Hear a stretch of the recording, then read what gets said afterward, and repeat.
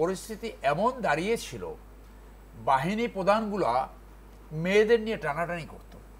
এক পরিমাণের কথা আপনি শুনেছেন, একজন একজন কর্মচারী 400 কোটি টাকার মালিক হলে বলল যে আমি তার কার্ড নিয়ে এনেছি, তাকে বিচারের সম্মুখীন করা গেল না।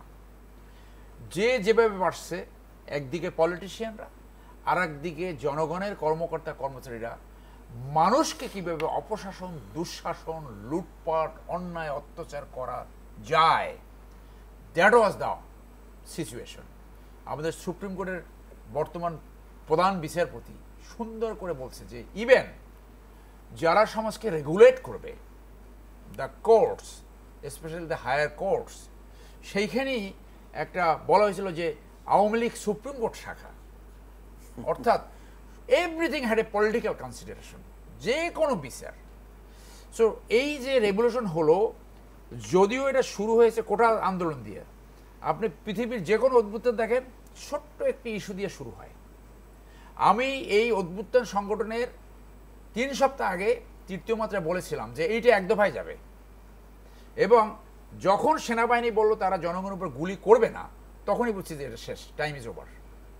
এবং মঞ্জু ভাই সাথে একটু অ্যাড করি, পতিত শেখ হাসিনাকে একদিন আগেই কিন্তু ভারত সংবাদ দিয়েছিল যে ইয়োর টাইম ইজ ওভার, কিন্তু সে বলছিল শক্তি ব্যবহার করে ক্ষমতা থাকতে চেয়েছিল, পারেনি। তারপর তার বোন এখানে আসতে হয়েছে, বুঝাতে হয়েছে, এইভাবে।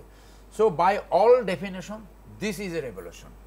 কিন্তু যেমনটি মঞ্জু ভাই বলেন যে পৃথিবীর বেশিরভাগ রেভলিউশন ফেল করেছে, আপনি এখন আবার গুগল করেন যে হোয়াই রেভলিউশন ফেলস, আপনি এইগুলো দেখবেন যে পরবর্তী রেভলিউশন উত্তর যদি সঠিকভাবে হ্যান্ডেল করা না হয় তাহলে রেভলিউশন ফেল করে। সেইখানে আমি বলছি যে এই সরকার did not rise to the অকেশনে রাইজ করতে পারে নাই। তাদেরকে আরও ভালো টিম গঠন করতে হবে, সময় আছে, আপনি আরও 1 মাস সময় নেন। আপনি আজকে যে রাস্তায় যে এই ঢাকা শহর বদ্ধ হয়ে গেছে, এই যে যোগাযোগ মন্ত্রী সে দৌড়চ্ছে না কেন রাস্তায়? তার পুলিশ বাহিনী নিয়ে রাস্তায় দাঁড়াই থাকে, দেখবে যে প্রবলেমটা কি, হেলিকপ্টারে ঘুরে দেখবে যে বটলনেকটা কোথায় সৃষ্টি হয়েছে। কারণ তো তাদের শক্তি নাই। একজনের উপর যদি আপনি 10টা মন্ত্রণালয় ছেড়ে দেন, কয়টা কাজ করবে? এইরকম একটা হজবরল সিচুয়েশনে দরকার পড়তে আপনি 50 জন অ্যাডভাইজার নিচ্ছেন না কেন? আপনার কি কেউ বাধা দিচ্ছে? আইন মন্ত্রণালয়ে আরও 2 জন নিচ্ছে না কেন? স্বরাষ্ট্র মন্ত্রণালয় আরও 2 জন নিচ্ছে না কেন? অন্য মন্ত্রণালয় নিচ্ছে না কেন? কত ইয়াং ছেলে আছে বাংলাদেশে। তো শুধু আসিফ নজরুল একা কথা বলে নাই মিডিয়ায়, আরও বহুত মানুষ এখানে এই এই এই ফেসিস সরকারের ভয়ডার উপেক্ষা করে কথা বলছে।